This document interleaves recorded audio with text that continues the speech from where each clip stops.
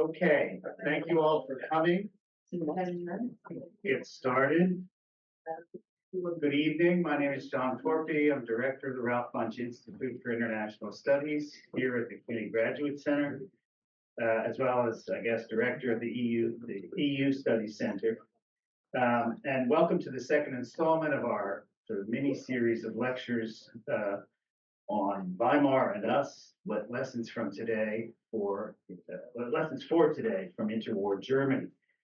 Given the frequency with which the comparison is made, we thought it might be illuminating to examine possible similarities as well as differences between our own situation and that of Weimar Germany, which of course had a brief and storied life between 1918 and 1933, but vanished as the Nazis came to power in that year.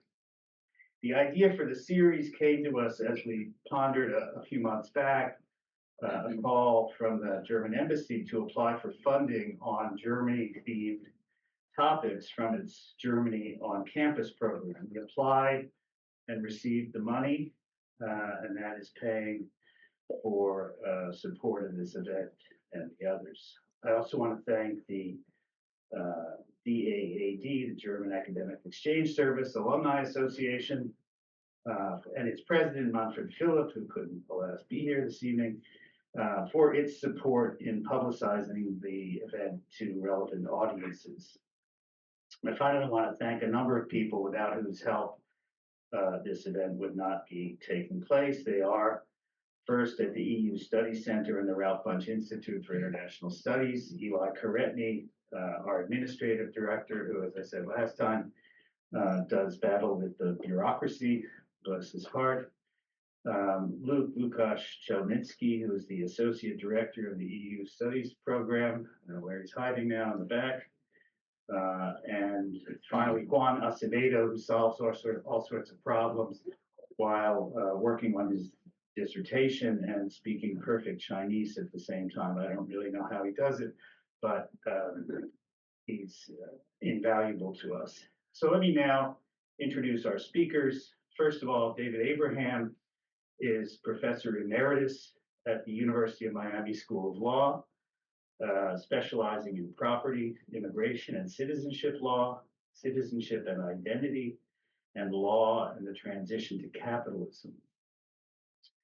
A historian by training, he received a BA, an MA, and a PhD in history from the University of Chicago. He also received a JD in 1989 from the University of Pennsylvania Law School.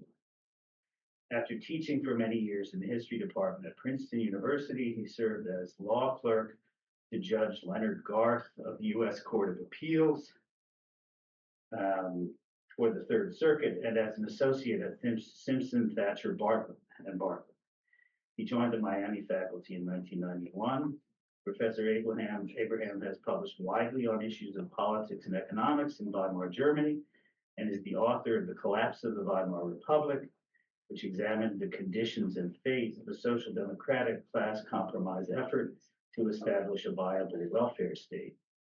He's been a fellow at the Wissenschaftszentrum Berlin, the WZB, otherwise known as the Social Science Center in Berlin, and at the American Academy in Berlin, as well as a guest professor in Jena and Leipzig. He's also received Alexander von Humboldt and DAAD research fellowships, and although never a political scientist, he won the APSA's, the American Political Science Association's, Best Book Chapter Prize a few years back. So, now turning to our own, but Rochester-born Ben Hett, who knew he was an American, von Geburt. He earned a JD at the University of Toronto in 1990 and practiced litigation in Canada for 4 years before earning a PhD in history at Harvard in 2001. He's taught at Harvard College and the Harvard Law School, and since 2003, to our great good fortune, at Hunter College and here at the Graduate Center. He's the author of The Death of Democracy, Hitler's Rise to Power and the Downfall of the Weimar Republic, published by Henry Holt in 2018, and winner of the 2019 Vine Award for History and named one of the best books by the Times of London and the Daily Telegraph, and more recently, author of The Nazi Menace, Hitler, Churchill, Roosevelt, Stalin, and the Road to War, also by Henry Holt in 2020. And that book was named an editor's choice by the New York Times Book Review. His other books include Burning the Reichstag, an investigation into the Third Reich's enduring mystery by Oxford in 2014, winner of the 2015 Hans Rosenberg Prize, and the book Crossing Hitler, The Man Who Put the Nazis on the Witness Stand, published by Oxford in 2008, and winner of the 2007 Franco Prize. And it was made also into a documentary film and a television drama by the BBC. He's obviously very popular in the UK. Ben has also been recipient of fellowships from the Guggenheim Foundation and the American Council of Learned Societies. And I've been very happy to work with him over the years on an exchange program we organized with a colleague in Bochum, which was, I thought, a great thing. And I think he enjoyed himself too. So thank you once again for joining us this evening, and please plan to come back for the last installment of the 3 events in the series on Wednesday, 2 weeks from now, October 30th, when I'll be in conversation with Barnard political scientist Sherry Berman on the subject of National Socialism and the decline of the Weimar Republic. With that, I now turn the floor over to Professors Abraham and Hett. David Abraham wants to give some initial introductory remarks. He will return to his seat for a conversation between the two of them.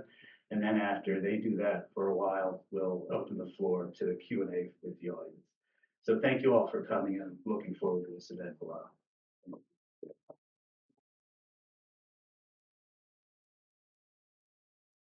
Thank you very much, John. After such lavish introductions, we'll have quite a burden to satisfy you and the audience. Thank you all for coming this evening. Since Professor Berman next week, or the next session, I should say, will be discussing the Nazi rise and ultimately the transfer of power to them, I am not going to talk about that very much. I'm going to follow Itzy Hall's suggestion from last week that we not look teleologically at Weimar. The history of Weimar starts in 1919, not in 1933, and we should look at it as a functioning system, as a variant of a capitalist system embedded in a electoral parliamentary regime, and one that actually happened to produce a precocious welfare state of sorts. And that's what I'm going to focus on in my remarks. The system, as it was called by friend and foe alike, functioned because, or could function for a while, because of a powerful labor movement and a precocious and costly welfare state that nevertheless fit into the interwar economy dominated by reparations regime. Despite the violent crushing of radical and communist revolutions, social democracy and the trade union movement remained very strong, in stark contrast, as we shall see, to the United States, where there's no threat to crush, as was the case in Germany.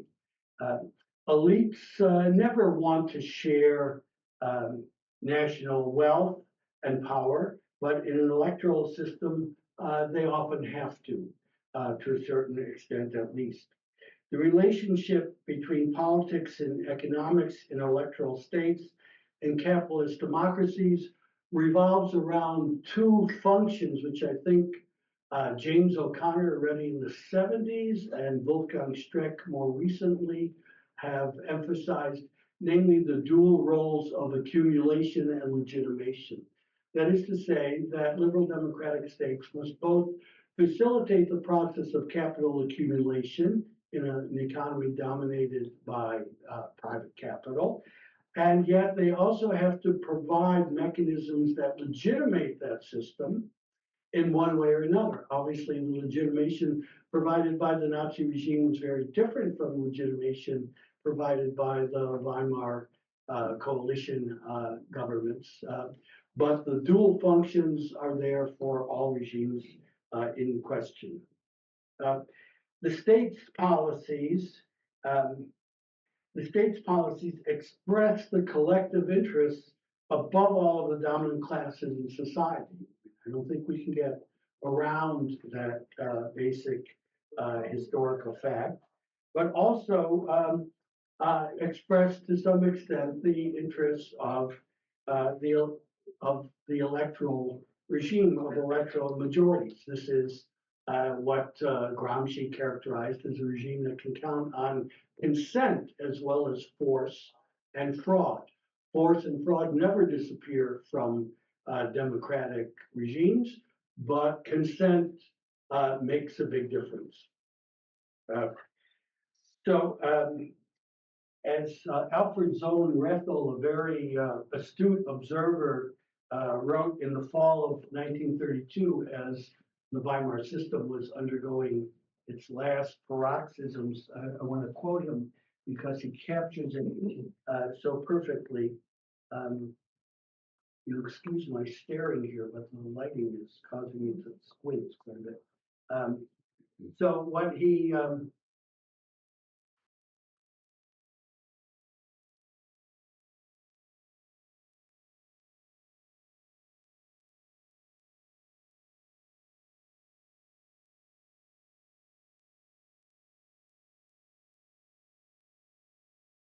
sorry, President. The problem of consolidating a bourgeois regime in post-war Germany is in general determined by the fact that the leading group, namely the bourgeoisie in command of the economy, has become too narrow to uphold its domination by itself.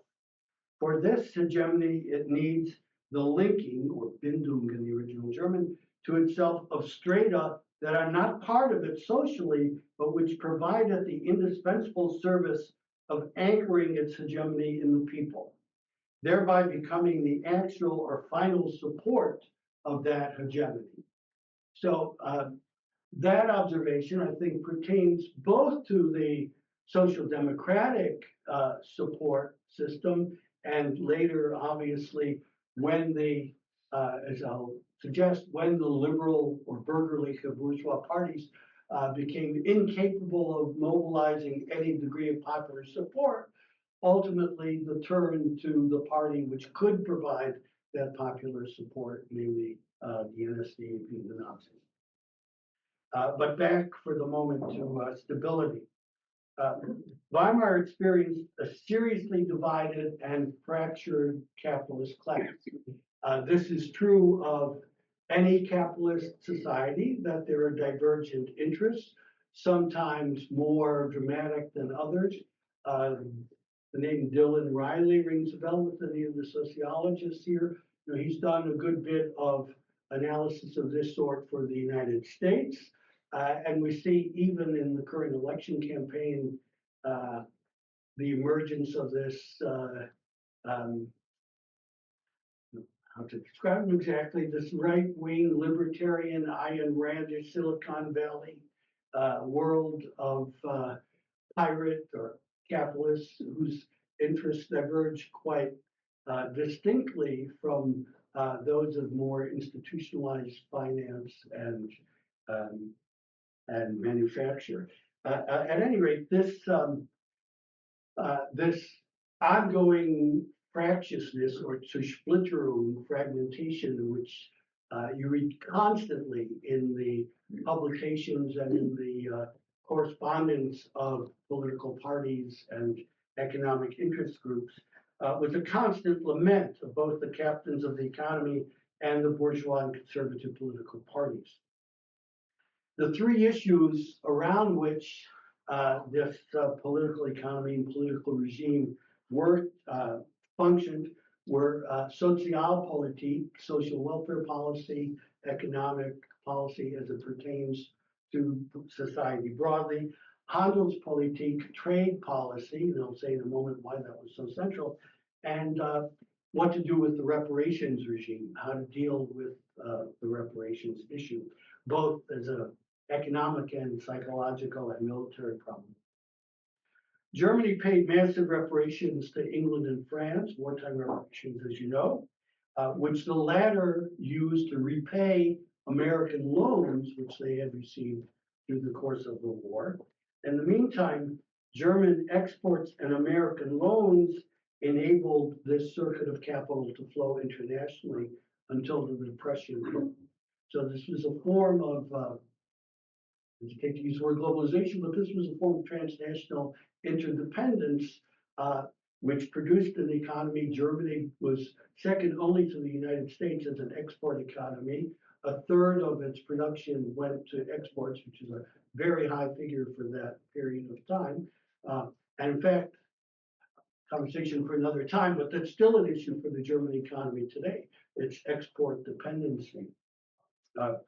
Germany's industrial and its still important agrarian elites were sharply divided over those three sets of issues, depending on whether they were modern industries, electrotechnical, finished metals, chemicals, etc., that were oriented toward the world market and in which Germany was a dominant force, or whether, like agriculture and the older coal and iron industries, they were more continental in their orientation, more autarkic even in some respects. Some of you may, as undergraduates, have heard the term rye and iron as the pre-World War II version of the convergence of agrarian elites and coal and iron magnates. Their attitudes toward reparations largely followed their attitudes toward foreign trade versus autarky. We may get some resonance of this in the current environment, delinking from the global economy versus being fully integrated into that global economy. Foreign ministers, Stresemann is a big name from this period, of course, who combine a kind of view of a stable liberal parliamentary regime at home, restoring Germany to its proper integrated role in the world economy, etc. People die and get killed, I should say, during these years. So that some of these decisions are made by assassination and its consequences, starting already in 1918. At any rate, once the Depression set in, this international economy, first in agriculture, but then also in industry, started to unravel. So if you look at the tables, a bunch of which I put on a memory stick, which I proceeded to leave at home, and but it just bore you anyway. Only the Soviet Union, only trade with the Soviet Union survived the crash of 1929 and 1930, and it shot up dramatically. And one can think about subsequent ups and downs in German-Soviet relations around the fact that these two countries needed, these two states' economies needed each other at a time when Britain, France, and the United States had been ruling the roost. Weimar's economic elites were also divided by how surplus value was extracted from their workers. So those modern industries with a higher, what Marxist economists used to call organic composition of capital, less dependent on exploiting their workers in order to make profits, great emphasis in these circles, which continues in Germany, of quality production, particularly for the export market, less dependent on the exploitation of labor for profits compared to the older industries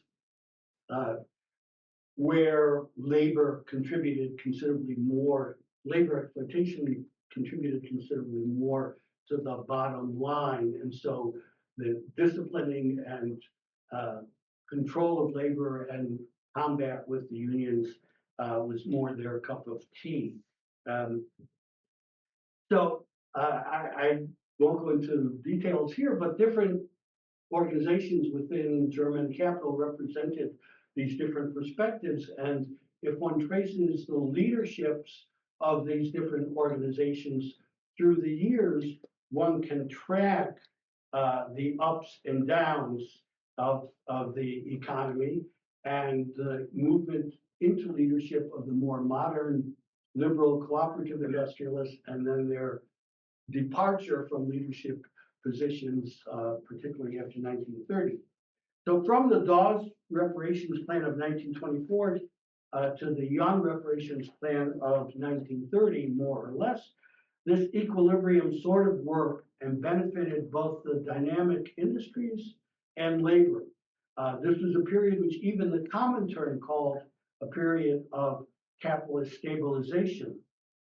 And it's associated with terms like organized capitalism, which was endorsed by socialist theorists who became ministers, Rudolf Hilferding being the most prominent, but not the only one.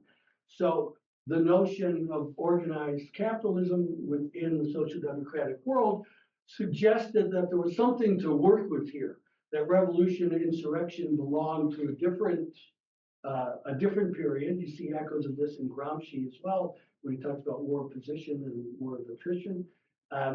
That in the case of organized capitalism, it would be possible through the electoral process and through the labor process, strikes, etc., to produce benefits for the great mass of people, working class, right? The industrial working class was never an absolute majority anywhere except in Luxembourg in the census of 1914. It was the only time, at least in Europe, where there's the absolute majority of proletarians, but still a very large percentage of the population would benefit from what organized capitalism had to offer. Collective bargaining expanded, unions grew, compulsory arbitration of labor disputes seemed to have a pro-labor bias. After 1930, industrialists are furious with this regime, which is often under social democratic ministry. Real wages grew, unemployment insurance was vastly expanded. Many indicators of this, and it's difficult. We tend to think of the misery of Depression Germany, but there was a period of stabilization, and there were advances that the Social Democrats could certainly chalk up for themselves. Prominent socialists even began to discuss something called economic democracy to fulfill the promise of political democracy. Something, by the way, which didn't return to the debate until Sweden in the 1980s. The notion of an economic democratic regime to accompany political democracy. Of course, just as Republicans in the US have never really accepted the New Deal, so German elites and their parties did not really either. They lived with it, some supporters, but mostly they lived with it because they didn't have the wherewithal to take it down except at great cost to themselves, as long as the economy and that international economic circuit was running. One can think of Itzy Hull last week referred to Eisenhower as what the Republican Party was, but what Eisenhower was the Republican Party in a period where the consensus in favor of welfare state or New Deal state was so strong that he too had to yield to it. But the real Republicans are the ones that Reagan and the period thereafter brought to us. And then they subsequently have the problem that people like McCain and Romney can't win elections. But we'll do that for later. Well, let me speed up a little here. As I suggested, this all started to come down during the Depression, and Germany's economic elites no longer would pay labor's price, and one could argue they could no longer pay labor's price. For their part, Social Democrats could not let the communists outflanked them, and the communist vote did start to rise again. It went from roughly 10 to roughly 17% between 1924 and 1932, while the Social Democratic vote was sometimes rose. In 1928, for example, it rose, but for the most part, it was relatively stable throughout the period after the repressions of the 1919 to 23. And labor remains stubborn in squeezing profits. The profit squeeze is a real thing. There was a long debate a few years ago. Conservative, or allegedly conservative, economic historian Knut Borchardt made this argument about social democracy being too strong to be tolerated, but parenthetically not strong enough to win. So what it did was create enemies and sap profitability, and I actually find that argument quite persuasive. In the words of one of the more liberal industrial spokesmen, socialist efforts to democratize the economy and shift influence to workers were, quote, throwing sand into the gears of a machine, right? That capitalism operates by certain rules, and social democrats are throwing sand into those gears. The problem for Germany's elites was that no political force other than labor could provide parliamentary stability. Slightly simplified statement, this Catholic Party, which is one of the few parties that's pretty much multi-class, but it drifts steadily to the right between 1919 and 1933. There was no political force other than labor that could provide parliamentary, and its allies, that could provide parliamentary stability. After 1930, no matter how much money industrialists poured into the bourgeois parties, and they poured in a lot, or how much they tried to take control, their bases of support kept shrinking. Again, I'm not going to try to put up the tables, but the bourgeois parties, Bürgerliche Parteien, both the left liberal and the center liberal and the right liberal, continue to shrink from one election to the next. And if you read the correspondence of their industrial sponsors, they keep saying, well, we got to end this. We got to get these parties to work together, and they got to move on a more rightward set of planks, and that will do it. But it doesn't work at all. They keep shrinking,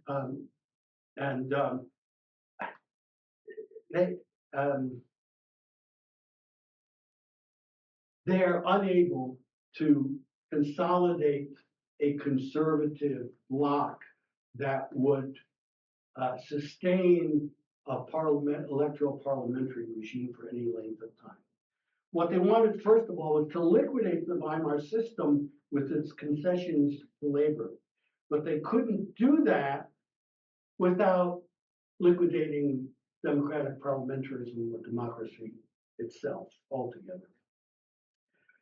The hope for constitutional dictatorship under Brüning, a Catholic chancellor who was in office for a while, didn't work. Deflation was his deflationary policies were extremely unpopular, drove a lot of salaried employees and others to the right.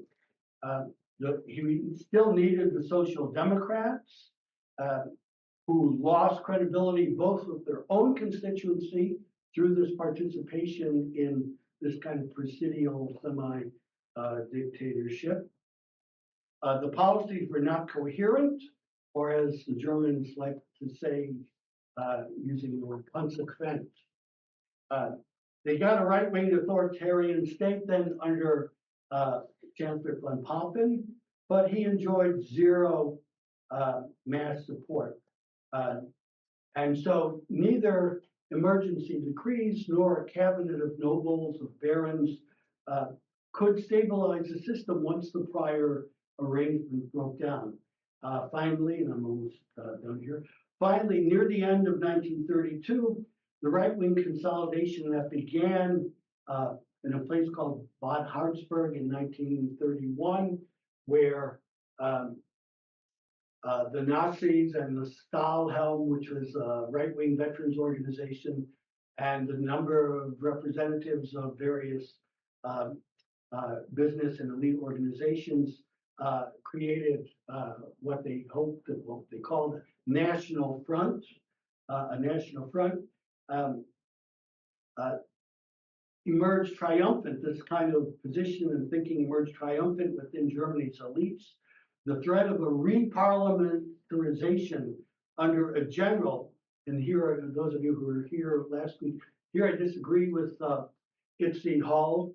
The Schleicher episode was not a nonsensical personal exercise in personal vanity, but rather an effort to pick off the left wing of the so-called left wing of the Nazis and the unions, separate the unions from the Social Democratic Party, and build a new mass base around the kind of popular military regime. But that didn't work either. And Schleicher was done away with first figuratively and a year later, literally.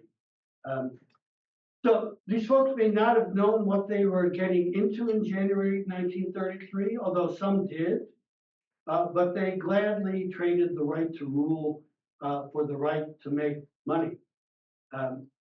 With the Nazis, they could liquidate the hated system with its class politics and the production of legitimation through welfarism.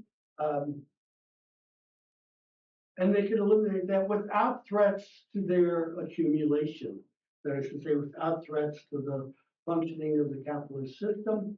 They may not have known where the journey would take them, but they got on board, with that.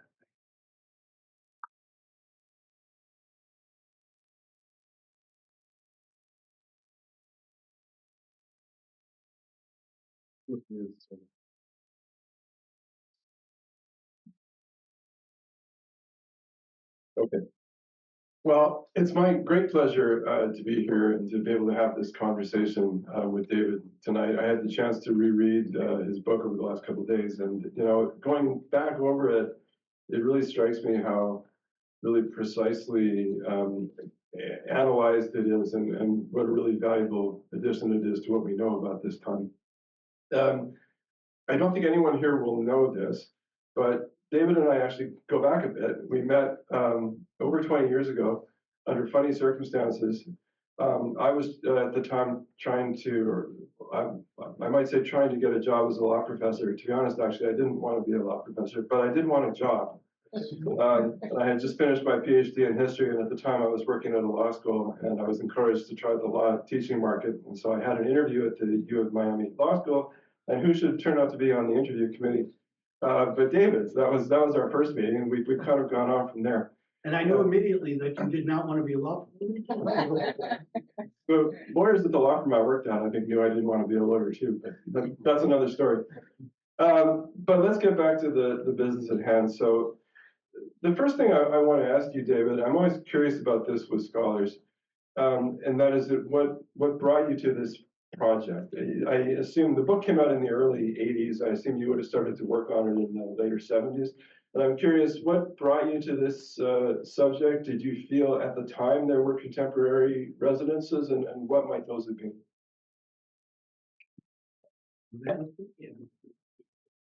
So there's a short and a long.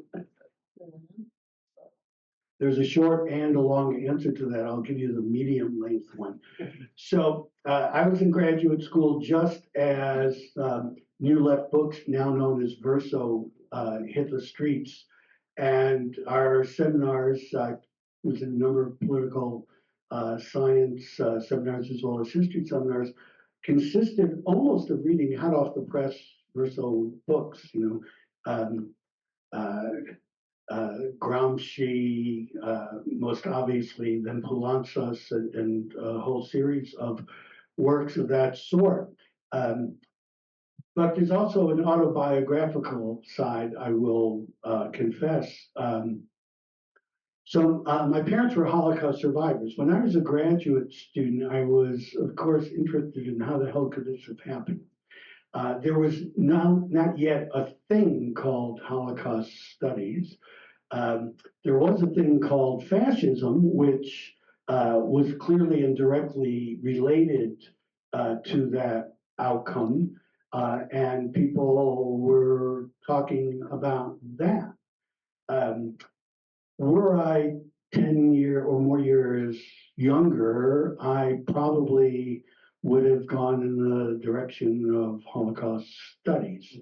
But the left-wing political commitment, as well as the intellectual environment of the mid-70s, early and mid-70s, um, led to, well, where does it start? And it starts here, um, but again, avoiding the teleology. That's not to say that, November 1919 gives us January 1933, let alone 1941 to 1945. So this inspires me to ask maybe an unfair question, but just to pick up on that teleology point, and given the argument you've made about this sort of structural problems of capitalism and capitalism trying to cope with a strong labor movement in the Weimar era, was there a solution? Could Weimar have become the Federal Republic? And if so, what would have needed to do that? Sure. Well, Ralph Dahrendorf, who is, I guess, was kind of left liberal major intellectual. One of his books is Society and Democracy. Thank you very much. Society and Democracy in Germany. And in it, he says that the democracy of the Bundesrepublik would not have been possible without the elimination of the aristocracy. It would not have been possible without the discrediting of the civil service. And he doesn't quite say it as forcefully about academia, but essentially the ideological apparatuses of German society had to go. And I remember seeing Helmut Schmidt on television early in his chancellorship, and he said, you should remember that this temptation is what destroyed our country, right? So defeat is a good educator. Destruction, bedingungslose capitulation, is a good teacher. There were lots of liberals in Germany. I mean, the notion that Germany before 1914, was some kind of reactionary right-wing country is not fair. It had a very vibrant liberal society, liberal culture, but they lost. And that means that it can happen in other places that have vibrant liberal cultures and sustained fair elections, etc. We'll get to that. Let me do a few other things first. All right, so we've been sort of talking about this a little bit. Our subtitle for this talk tonight is the crisis of the system. So, I mean, you've pointed to some aspects of the Weimar crisis. What I want to ask you is, of all the, one could say probably many crises that were going on in the Weimar Republic that we could identify, which do you think is the crucial one? What's the most important one? Well, I think the existence of a social democratic party and socialist movement, which could not fully decide if it was there to be integrated into society or to oppose the basic elements of that society, which was resolved in Bad Godesberg in 1959, but particularly with the communists always looking over their shoulders, and with the depths of the depression, it was impossible for them to make that move.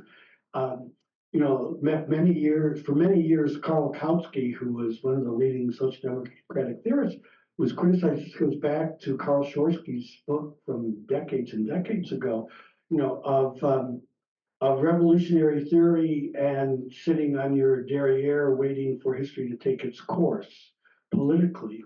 And they were kind of stuck there. Um, so they were unable to become the full Volkspartei that they needed to be.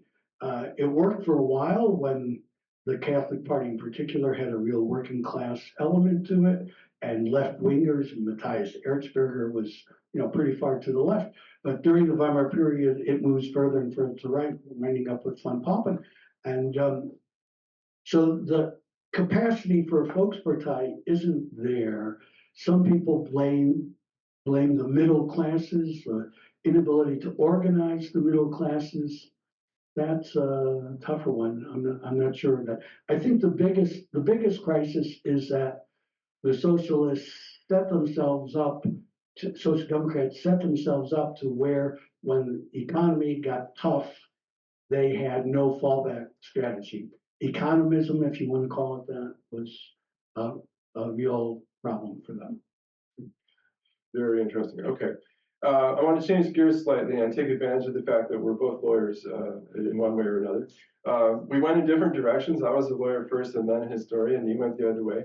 I sometimes feel that having been a lawyer affects how I think about history a little bit. So I want to ask you the question, since you wrote the first edition of this book before becoming a lawyer, did your subsequent legal training and experience and working as a law professor, did this change how you think about Weimar? Do you feel there are different conceptual angles or something that might have come into your thinking on Weimar because of that?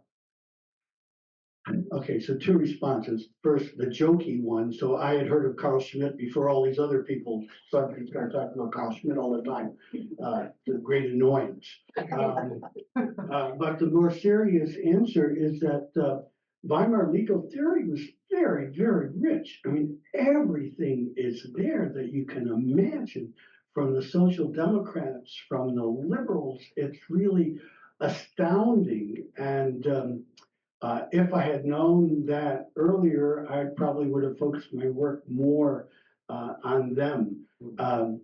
But when I did become a law professor, nobody really cared very much about that, and everybody was concerned with immigration. So I started doing that. I mean, you have to teach students who want to sit in the class. You can't, or at least where I was, you can't offer a course with two students.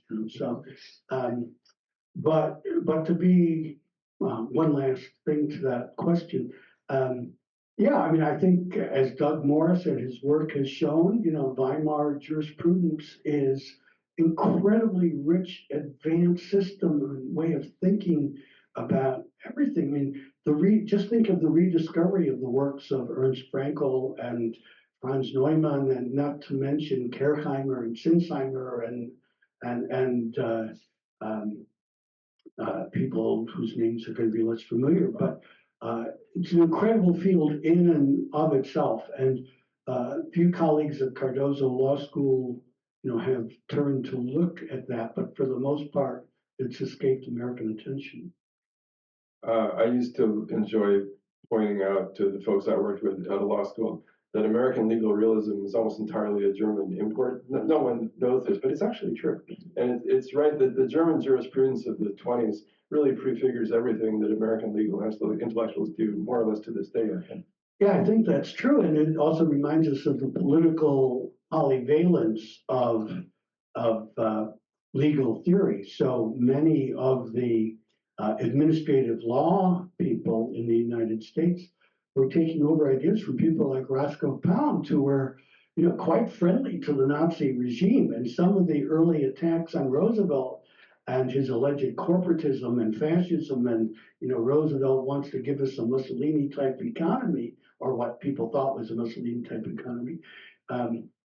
So there's that aspect of it. And then in the last generation, the critical legal studies movement, which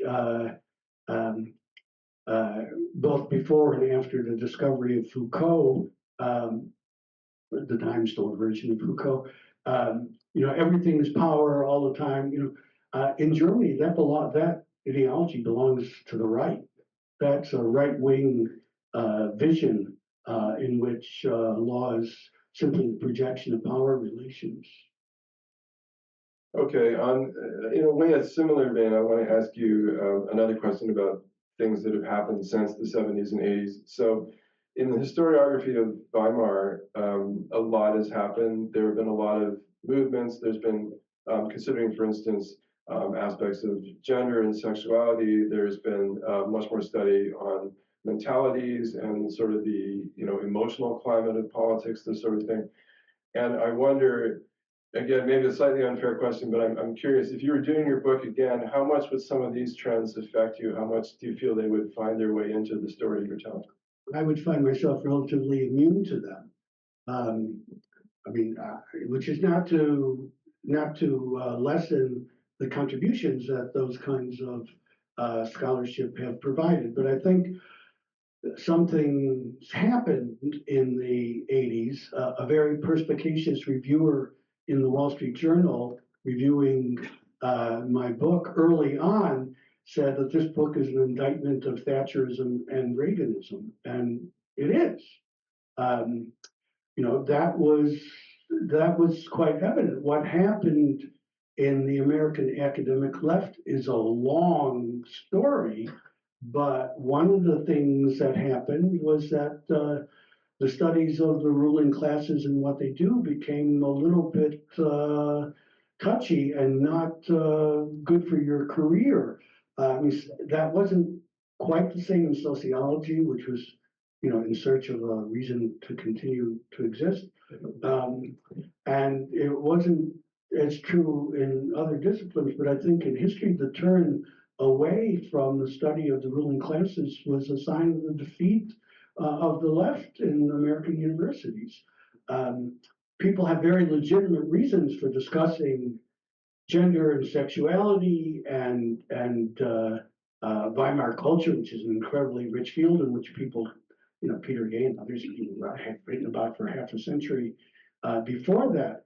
But it's an apolitical turn. Let me push you on some people here will. Even my friends shake their heads saying I'm wrong. Well, let me push you on that a little bit, and folks who know me will know that this may be a wee bit of devil's advocacy, but is it not, if you are studying, say, if you're studying gender-oriented history, are you not discussing a kind of ruling elite power, for instance, or if you're talking about the marginalization of sexual minorities, LGBTQ or whatever, is that not a kind of study of the power of the ruling class, just in a different form?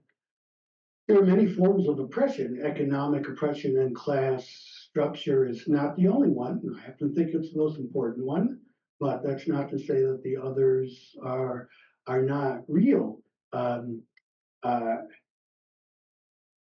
That may be a more dangerous terrain than some of the other terrains that people turn to as an object of study. And again, not everyone in the audience would agree with that, but I think it's the case. All right, let's start steering back a little bit, maybe towards parallels. And again, I'm going to take advantage of the fact that we're both lawyers and ask you about one possible parallel. So one thing we know is that Hitler famously got put on trial in 1924. He made a number of other appearances in court, occasionally as a defendant, occasionally as a witness, getting grilled in what was in effect a cross-examination. Lots of other Nazis got prosecuted, top Nazis like Goebbels and so on, experienced trials. Hitler famously appeared in the Reich Supreme Court in 1930 to testify on behalf of army officers who were being charged with being Nazi activists and so on. Spoiler alert, none of this stopped the Nazis coming to power. So I'm curious what you think about the efficacy of using the legal system in that way, including in prosecutions of political radicals. Is that a way to stop, a dangerous political radical? Well, let me start at the end and come back to the beginning of your question. If Donald Trump ever spends time in jail, I don't think he'll write a major book. God be thanked. But of course, there was no reason to think that Mein Kampf would be a serious book either. Turned out that way, maybe, um, but this is something. I mean, we could take a poll of people in the room. Do these prosecutions, almost all of them in abeyance at the moment, of Trump help him politically or hurt him politically? I suspect we're not all of the same opinion on that question. Um, the Nazi vote collapsed for a while. The people were still around, um, but I don't know that they played on their martyrdom very much, on their prior martyrdom very much. Um, I mean, Hitler certainly made its return. Figures like Ludendorff just kind of desiccated. Um, So I don't know. I mean, if you're going to use the law against your enemies, you better be really successful, because otherwise the martyrdom syndrome is at hand. If you're going to, how's that go? If you're going to attack the king, you have to kill him, right? Yes, that's right. That's the thing about assassinations. All right, let's get right into it here. Given the stuff that I write, I get asked all the time about parallels between that time and place and our time and place, and I'm sure you do too. So I'm going to do it. What parallels are there between late Weimar and America in 2024, if any? What parallels are there? What do you think are the most important? So I'm sure you've all heard the phrase that history doesn't repeat itself, but it rhymes, right? So there are things that we see that are redolent of things that we've seen before. The sense of having been abandoned by the system, which seems to be at the core of the popularity of the popular Trumpism, not Elon Musk's Trumpism, obviously, but the popular Trumpist support is something that we saw in Germany as well.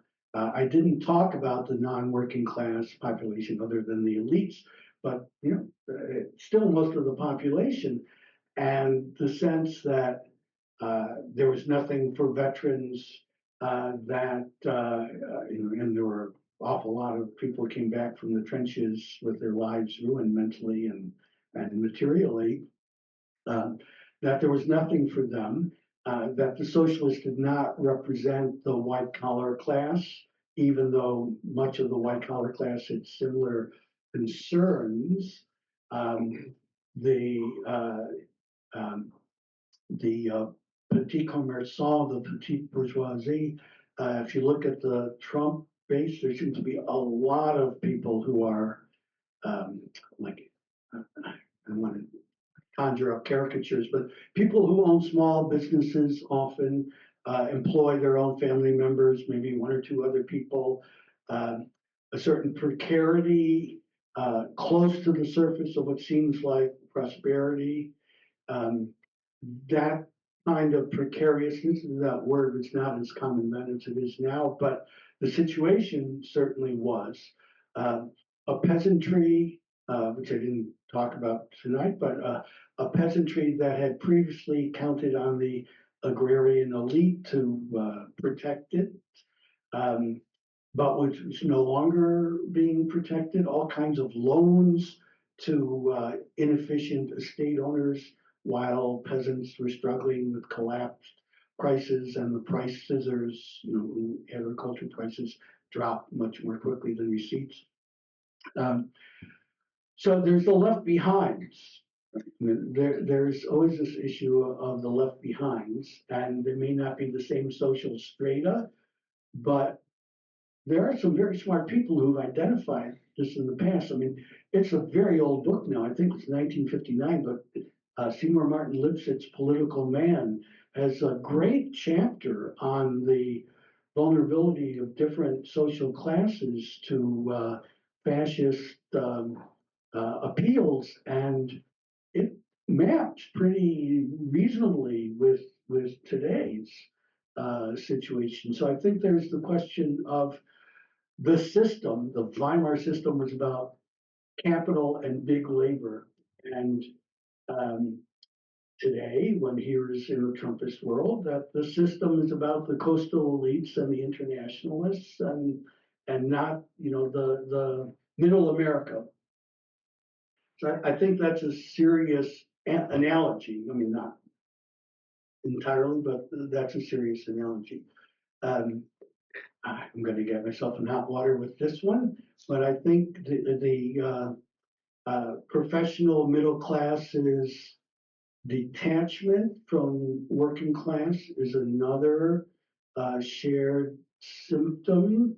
I don't know how many of you watched Babylon Berlin, you know, which is just one of many, many takes on this, but you know, the Roaring Twenties, right? The Roaring Twenties, and professional middle class, very devoted to a certain version of Kantianism and following their Persönlichkeit, you know, developing oneself, choosing and doing things at the margins, and it's quite similar to our own middle class culture today, which is about self-fulfillment and development of our personalities and flexibility and transformation of what we are according to uh, uh, the limits of possibility are almost not at all. I'm going to sound a little bit like Sarah Wagenknecht. I don't know if some of you know this, but her attack on what she calls lifestyle leftism.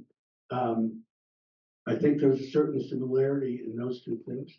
Um, and, you know, Trump has, you know, people our age, and I'm a little older, but we're still enough shared training, who thought of the American courts as, you know, the place where the civil rights movement could keep pushing and pushing and pushing.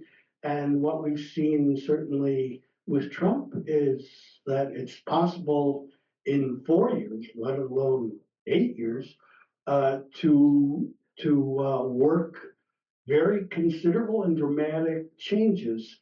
And for all of the liberal jurists in the jurisprudence of Weimar, the court system was rock solid conservative, rechtsstaatlich often, but hard right. And we don't yet, and hopefully we won't find out. I mean, we know about the US Supreme Court. We don't have a full sense. We see some of these lawsuits, those of you who read the details that are filed in Texas in the Fifth Circuit and the 11th Circuit. There are that's about somewhere between 15 and 20% of the Court of Appeals caseload now goes to panels that are dominated by Trump appointees from the first time around. We're discovering that the judiciary is much more vulnerable than those of us who grew up with Earl Warren and the civil rights movement, you know, believed could ever be the case. All right, I want to just pick up on one last thing, and then we'll go to Q&A. So you've made the case, I think, quite solidly that there are analogies in the kind of constituency that voted for Hitler and the kind of constituency that votes for Trump. Is there an analogy in what's driving them to that? You know, what strikes me when I look at that time is no one used the word globalism or globalization in the 20s or 30s, but that's very much what's happening. That's what the Nazis are talking about. I was astonished to come across a passage in the book known as Hitler's second book, the thing he wrote as a sequel to Mein Kampf, which wasn't published until after World War II. In that book, there's a remarkable passage where he talks about German manufacturing companies outsourcing jobs to China. And, you know, this does not sound like the 20s, and it doesn't sound like something Hitler would know, and yet there it is. And, you know, the Nazis did campaign on this kind of appeal to, I mean, you talked about autarky, they did campaign on kind of an appeal to autarky as opposed to, you know, international economic connections. So do you think that's one of the things that is impelling people into this sense of being abandoned and hence voting for the Nazis? Well, certainly, I think the sense of being at the not the beck and call, but at the being dependent on what happens elsewhere is something that's very unnerving. Of course, autarky turned into Großraumwirtschaft, right? I mean, so when Trump talks about heavy punitive tariffs on China in particular and bringing, well, actually decoupling from the global economy is all the rage everywhere you look. But you know, does the Trump vision, is it really an autarkic vision, or is it about reestablishing dominance in a different way? Just as the autarkic vision of the Nazis turned into a Großraumwirtschaft, you know, the domination of Eastern Europe, of all of Eastern Europe at the very least. So I think there's something in the construction of regional blocks, be they based on war or just on tariffs, that was afoot in response to the first globalization. I don't know if it was the first globalization really, but the post-World War I globalization and the WTO globalization, decoupling without Einbussing, without constricting and shrinking is not so easy. So it can lead to a very aggressive expansionism in the next step. Okay, I think with that, we will throw it open to questions. So the floor is open, ladies and gentlemen. Yes. Thank you, David. I wanted to say you were bringing up class. The New York Times had a startling headline recently that acknowledged that class might be more salient in cases than race in terms of looting. They've rediscovered class. The original intersectionality of race, class, and gender dropped class. It was race and gender for a very long time. I'm referring to your point about what is the empowerment of these different distinctions. That's just a point I wanted to make, and also that downward social mobility is, I think, another comparative thing. You know, I wanted to ask you something maybe a little challenging. In my view, you may not agree. Friedrich Ebert threw it away right away after the war, when both Wilson and Stalin offered grain to the Germans, and he chose Wilson. So that's already the start of the positioning that keeps moving, I think. Okay, so one of my Princeton colleagues, the recently departed Arno Mayer's first book was Wilson versus Lenin. Right, and the Social Democrats in Germany, beginning with Ebert, decided against Lenin. Right, they decided against class warfare, and the communists did try it with putschs a couple of times, but not only did it not work, but it backfired badly to the point where the Comintern ultimately called a halt to putschism. But the reparations regime, you know, something that Keynes and a bunch of other people recognized, was not going to last forever. That Germany was too rich, big, and important a country to be relegated to a stop in the global circulation of capital. That was part of your question. There was another part that I wanted to mention. Oh, about class and other things. You know, every country is different. The role of race in the United States is not unique to the world, but certainly very different from anti-Semitism in Germany, though they both played significant roles. Werner Sombart, you know, insightful if not very desirable human being, in his essay on why there's no socialism in the United States, talked about the frontier expansion, which enabled the peasantry or farmers to keep staying prosperous. The absence of the feudal elite, so there was no revolutionary bourgeoisie overthrowing that. Immigration, which kept mixing up the working class, making it harder for it to unite, and slavery / racism. So, every country has its unique history and its unique central points. I mean, it is beyond the scope of our discussion tonight that in the last generation, American cultural leftism has become all the rage in Europe and elsewhere, whether it fits or not, particular histories of those countries. Somehow the media class, in particular the academic class, generally gets on board with American products.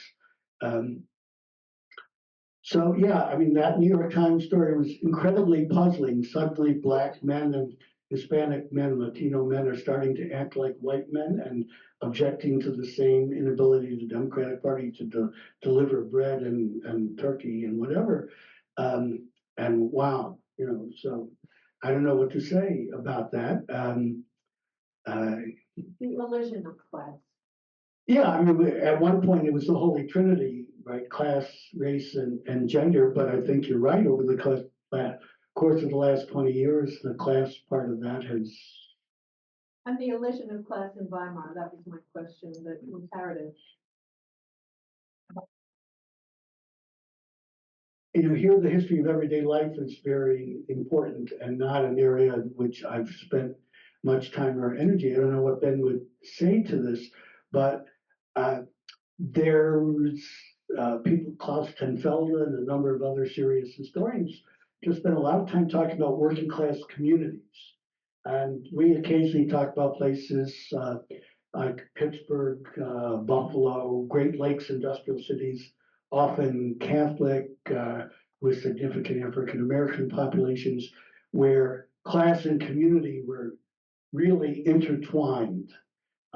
And that with the process of suburbanization and segregation, they became unentwined in the United States. And that may be a difference as well. I mean, I think class consciousness, at least superficially, was very high in Weimar Germany. But, it's easy to have organizations, clubs, etc., who, when push comes to shove, cannot stop counter-revolution. Yeah. I have a question and also a short comment that, in a way, I remember a documentary called Ordinary Fascism that's done by a director by the Soviet Union. And there was a moment that's from the 1933 where you can see Hindenburg, Hitler, and CEOs of Corps, AEG, and Philips in the same room. Basically, German finance capital who became then supported the Nazi movement, especially frustrated by the 1931 and 1932 attempts of the working class revolution. So in that sense, but like today in the United States, we see a Trumpist movement, which is led by a businessman. But the problem is that you check Wall Street Journal, they're at some point okay with that, but you check with the Hollywood or like Wall Street banks or let's say National Association of Manufacturers, they are not very close to Donald Trump, but they are not rejecting that. How would you define this political momentum comparatively? Like the approach of the US finance capital to basically prospering or prospective fascist movement in the United States. Do they need that? Well, I think, Ben, you may have a different view of this. The Republican Party discovered that John McCain, a military hero, staunch, popular conservative, could not win a presidential election. Mitt Romney from not Bear Capital, what was it? Yeah, Bain Capital could not win a popular election. That the Reagan synthesis of cultural conservatism, pro-capital policies, uh, religious dread, and Cold Warriorism had worn thin. Too many working class kids had died in places like Afghanistan. So the Cold War was over anyway. The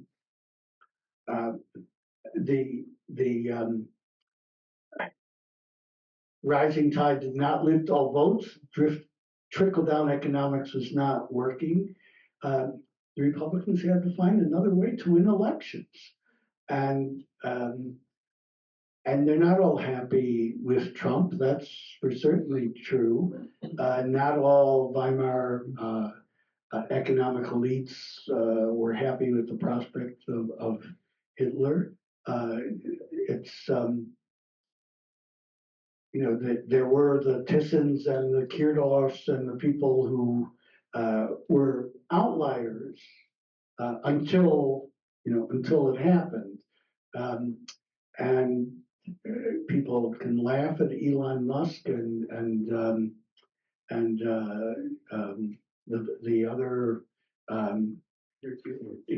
Thiel, thank you, Peter Thiel, and people like that.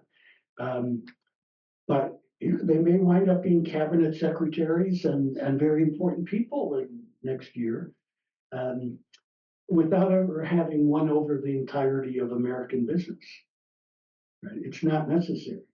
But they will live with what they get. I mean, they do know that Trump gave them big tax cuts and will do it again.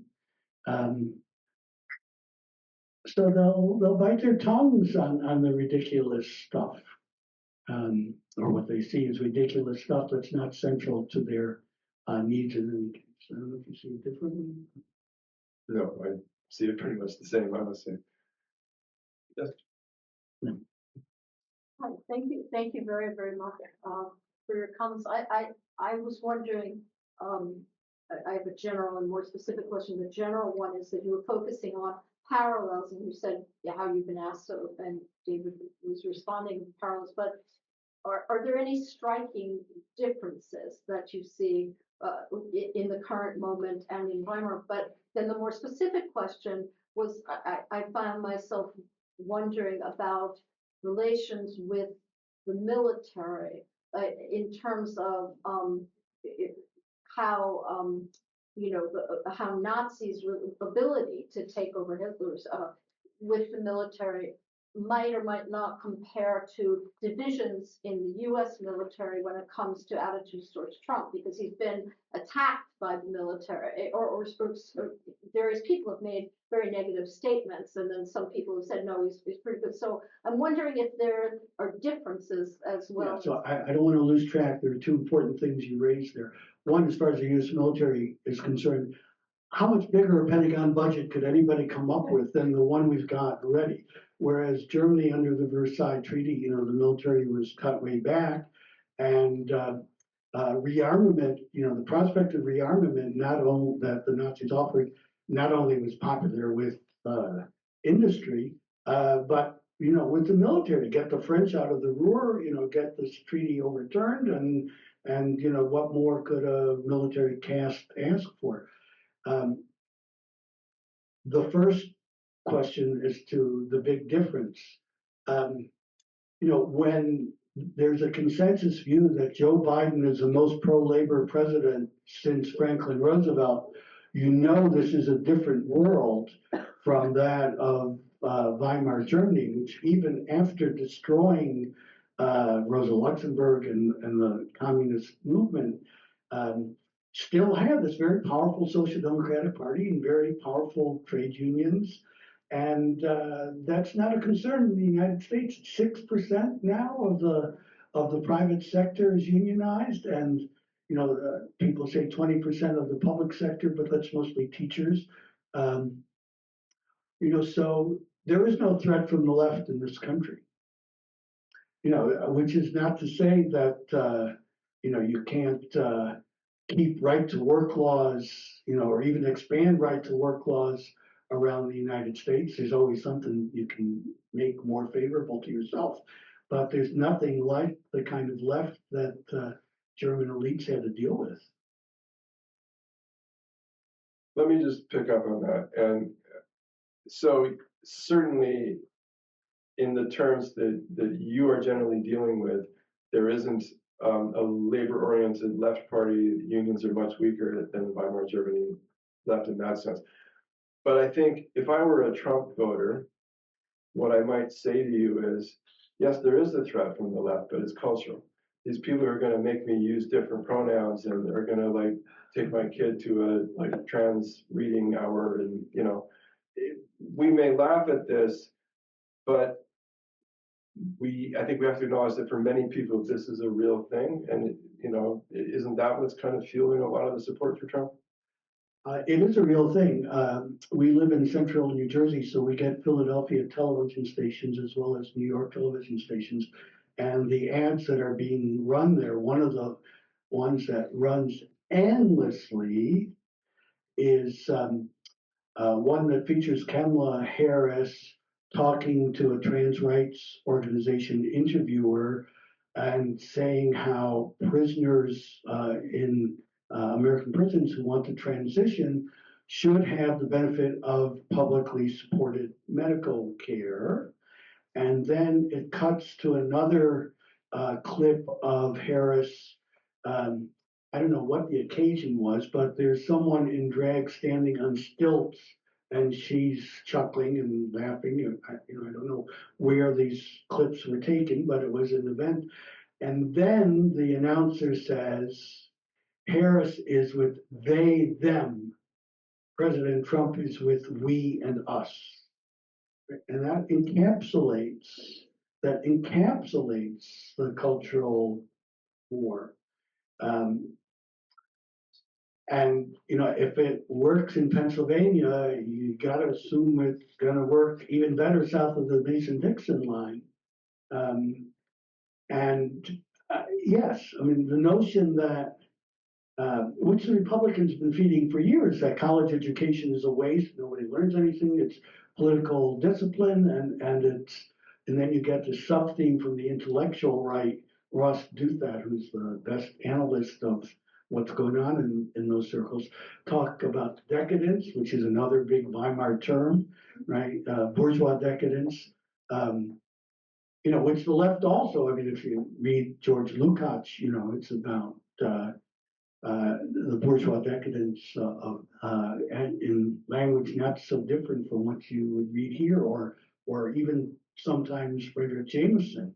So this notion that things are rotten and that you're paying the price for other people's not paying the price as things rot is a heavy duty political magnet. I actually read a bit of Project 2025. I don't know if folks here have. It is actually filled with classic cultural decline stuff. Could have come right out of Fritz Stern's book on, the politics of cultural despair. Exactly these kinds of themes. Our country is awash in like this gender ideology that they hate and a drug epidemic and blah blah blah blah blah. It's not the good old days where we knew what art was, we knew what books were, people had the right pronouns, and on and on and on. Who would have thought that an American presidential candidate would refer to Orban as a light for the future path of the country? Let alone that the Republic, I mean, you and I are both old enough to remember the Cold War very well, that a Republican president and former president would be cozying up to the Russians and despising the Western European democracies. This is something I did not think I would live to see. All right, sorry, more questions. Yeah. Two different things. One was about class and class consciousness. I knew this was going to happen. Well, you don't even know what I'm going to say. I'm thinking back to the William Sheridan Henley book of the Nazi takeover of a small town. That was all about class. The middle class was looking at these long lines of unemployed people and fearing for themselves.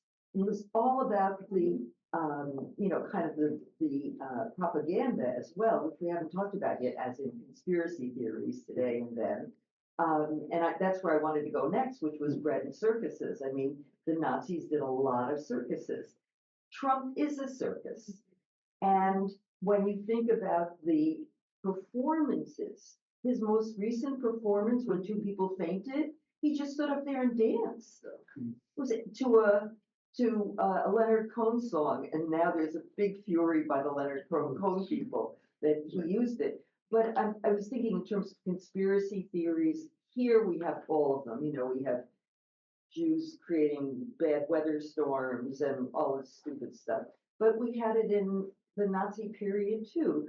And that has something, I think, to do with globalization, as you mentioned before, because who are the global, what is the global sine qua non? It's the Jew. And it's the protocols of the elders of Zion. And it's what they're going to do globally. So there was already that global fear, and we have it again today. That there's not only Soros is Rothschild. yes, Yeah.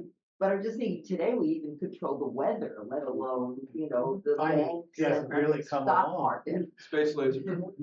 Yeah.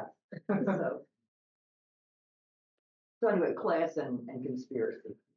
Yeah, so the fear of downward mobility. So, I mean, the economic situation in the United States of most Americans has been stagnant, decline in real standard of living, inability. I mean, we've all read the stories of people whose kids have less likelihood of being able to buy a house or save money than their Live parents. with their parents. Living with their parents as a result. So there is that fear of decline. I don't know that the right has thematized that as well in the U.S. as was the case in Germany, but here the role of Versailles and the external, I guess the Chinese, you can blame the Chinese for lowering their standard of living, but I mean, not we, but Trump and company. But I don't think there's the same sense of other foreign powers having been responsible for our immiseration. And foreign powers are in league, as you point out. The foreign powers are in league with mysterious, shadowy figures. That we do have. Okay, great. Yeah, thanks. I'm going to be an optimist for a minute. I'm going to say that Trump loses the election. There's no legal overturning. There's no civil war. 2025 comes. Harris is in office. What happens to the Republican Party? What do we need in terms of, to think about Dahrendorf and kind of the institutions that held up conservatism in Germany? What kind of institutional change do you think we need for the Republicans to become a normal, democratic, embracing party again? Do you want to go first?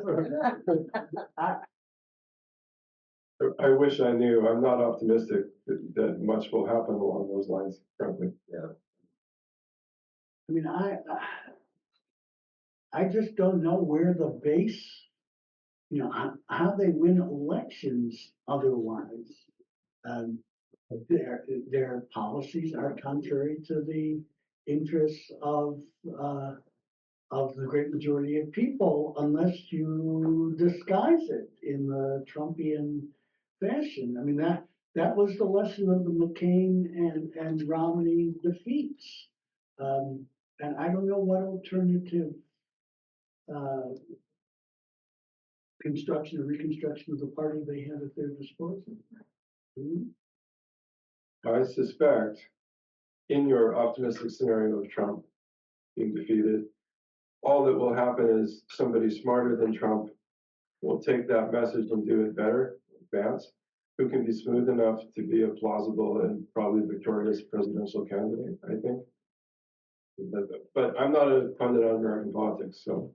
Well, I don't know, does Vance turn the Republican Party into a was he the Friedrich Merz or something, you know, turned the Republican Party into a not anti-social welfare, but anti-liberal party.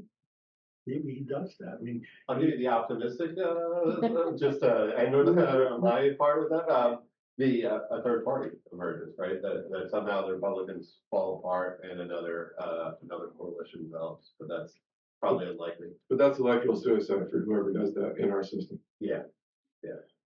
Well, on that cheerful note. no, Doug's been waiting. Okay, Doug.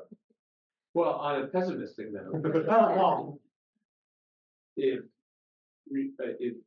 there's another Trump regime, what institutional basis do you see not only of opposition, which might be squelched in ways we've never seen before, but of resistance to that regime, besides the institution that you think is crumbling, correctly so probably, but the courts? I mean, we don't know exactly what's going to happen with the House and the Senate, but is there another institutional basis for resistance against such a regime?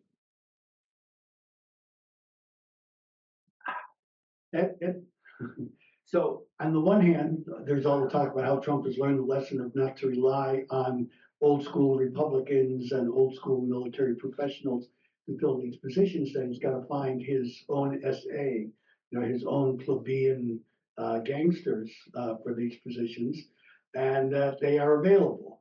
There was a story in the paper today about this guy Patel, who seemed to fit the bill quite well for an attorney general. You know, so if he gets these people nominated to cabinet ministries, if he gets the declassification of civil service employees from lifetime to at will employment, I don't know where the next the next barrier is. You know, he's run away from Project 2025, but the point is he hasn't run away from the people who either built it or would populate it. So he doesn't need to carry a little red book or fat red book in his, in his pocket. It's the people make the policy. Well, not the cheeriest note perhaps to close on, but the witching hour is upon us, as one of my law professors used to say. So I want to thank you all for coming and for a great discussion. David, thank you for being here to give this talk. It's always a pleasure to be able to do the kind of thing. Thank you very much.